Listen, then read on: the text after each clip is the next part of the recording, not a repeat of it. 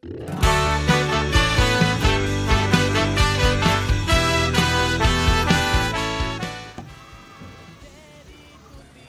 lagunok! Badakit egun hauetan gauza asko ari zeratela egiten. Badakit euskara asko ari zeratela egiten.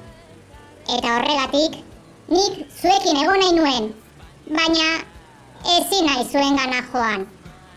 Arazo handi bat daukat. Ni ere beti lan eta lan. Lan eta lan, beti berdin, beti berdin. Baina, lasai egon. Zuekin beti asko gogoratzen naiz. Eta horregatik, oparitxo bat ekarri dizuet. Ea gustatzen zaizuen. Eta gogoratu, euskeraz egiten jarraitu. Tori, oparia zuentzat.